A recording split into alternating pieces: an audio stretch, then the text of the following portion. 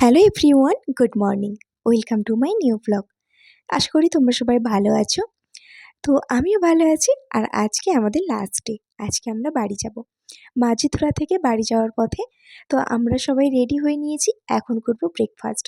আমাদের সমস্ত হোমস্টে হোটেলগুলোতে কিন্তু ব্রেকফাস্ট, লাঞ্চ, ডিনার তিনটেরই ব্যবস্থা করা ছিল। তো ওখান থেকে আমরা সকালবেলা ব্রেকফাস্ট, পরোটা, ঘুগনি, রুটি, কেউ ভাত খেতে চাইলে ভাত, যে যাই খেতে চায়। খাওয়া দাওয়া কমপ্লিট করার পরে কিন্তু আমরা রওনা দিয়ে দিয়েছি আমাদের বাড়ি যাওয়ার উদ্দেশ্যে। বাড়ি যাওয়ার পথে আমরা ২-৩টে ভিউ পয়েন্ট দেখার আমাদের কথা ছিল। গোপালধারা টি গার্ডেন আর ছিল মিরিক, সাথে দুটো মার্কেট। কিন্তু আমাদের কপাল এত খারাপ, এত বৃষ্টি ওই দিন, এত কুয়াশা যে আমরা কিছুই দেখতে পাইনি, কিছু করতেও পাইনি। তো আসার পথে আমরা প্রথমেই চলে গেছিলাম নেপালের মার্কেটে। নেপাল চলে গেছিলাম, ভাবতে পারো? একদম দেশের বাইরে। তো যাই হোক, নেপাল যাওয়ার জন্য আমরা ওখানে আধার কার্ডগুলো দেখিয়ে নেপালে প্রবেশ করি। তো নেপালে এসে দেখলাম যে মার্কেটগুলোতে শীতেরই জিনিস, কারণ যেহেতু ওখানে শীতটাই বেশি। তো শীতের জিনিস আর শুধু ছাতা। নেপালটার ওই মার্কেটটা, পশুপতি মার্কেট, শুধু ছাতার জন্যই মনে হচ্ছে বিখ্যাত। আমরা সবাই ২, ৩, ৪, ৬টা যে যতগুলো পেরেছে ছাতা কিনে আবারও গাড়িতে উঠে পড়েছি। বেশ কিছুটা সময় ওখানে কাটিয়েছি। তো তারপরে দেখতেই পাচ্ছ তোমরা, আমরা কুয়াশা বৃষ্টিতে কিছুই দেখতে পাচ্ছিলাম না, কারণ প্রচণ্ড বৃষ্টি, কুয়াশা ছিল। তারপরে চলে আসি আমরা গোপালধারা টি গার্ডেনে।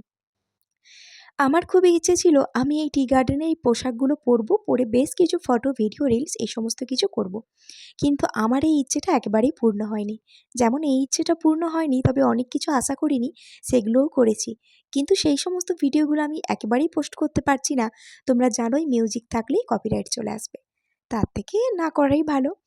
তো যাই হোক, এখানে গিয়ে আমরা ভিডিও করি। তবে হ্যাঁ, পাতা তোলা নিষিদ্ধ ছিল, আমরা একটাও পাতা তুলিনি। শুধু জাস্ট এমনি একটু অ্যাক্টিং করেছিলাম পাতা তোলার। তো যাই হোক, ওখানে অনেক ভিডিও করেছি, অনেক রিলসও বানিয়েছি, অনেক ফটোও তুলেছি। তবে দুর্ভাগ্যবশত একটাও ফটো, ভিডিও আমাদের খুব একটা ভালো হয়নি। ওই মোটামুটি না পাওয়ার খাতিরে যতটুকু হয়। তো এখানে দেখতেই পাচ্ছ আমি একটা রিলসও বানিয়েছিলাম। তবে হ্যাঁ, এই ড্রেসটা কিন্তু পরে বেশ ভালো লাগছে। আমি জানি না, আমার তো বেশ ভালোই লাগছিল।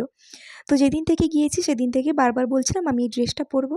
তো বলল যে এইরকম গোপালধারা টি গার্ডেনে সবথেকে ভালো হয়, অনেক বড় টি গার্ডেন, তো ওখানে গিয়ে করো। ওই দিন যেরকম বৃষ্টি কুয়াশা হবে সেটা তো আর আমরা জানতাম না। তো যাই হোক, বৃষ্টি ও কুয়াশা হোক, আমি এটা পরেছি, পরে ফটো ভিডিওও করেছি। তো ড্রেসটা নিয়েছিল ওই 50 টাকা, আর ওই পেছনে ঝুড়িটার জন্য 20 টাকা, টোটাল 70 টাকা নিয়েছিল। তো তারপরে আমরা কি আর, তো গোপালধারা টি গার্ডেন থেকে আমরা মিরিক আসি। মিরিক আসার পথে আমরা মিরিকে কিছুই দেখতে পাইনি। ওখানে শুধু মানে লাঞ্চটুকুই করেছি। বৃষ্টির জন্য কোনো লেক টেক কিছুই দেখতে পাইনি। তারপরে হংকং মার্কেটে যাওয়ার কথা ছিল, আমাদের ট্রেনের টাইম হয়ে গেছিলো, তাই সেটাও যেতে পারিনি।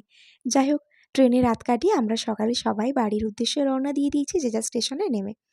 আমরা নেমেছিলাম শিয়ালদাতে। শিয়ালদা থেকে বাস ধরে হাওড়া আসি, হাওড়া থেকে ট্রেন ধরে হলদিয়া লোকাল ধরে আমরা মহিষাদল আসি। তো তোমাদেরকে ওই গোপালধারা টি গার্ডেনে যে ফটোগুলো তুলেছিলাম তারই কিছু ফটো তোমাদের সাথে শেয়ার করলাম। আর পুরো ভিডিওটা কেমন লেগেছে তোমরা অবশ্যই কমেন্ট করো। যদি ভালো লেগে থাকে লাইক, কমেন্ট, শেয়ার এবং ফলো করে দিও। আমি জানি না, এই ঘোরার ভিডিও তো এটাই আমার লাস্ট ভিডিও ছিল। এরপরে তোমাদের সাথে মেকআপ, ডেলি ব্লগ এই সমস্ত কিছু শেয়ার করব।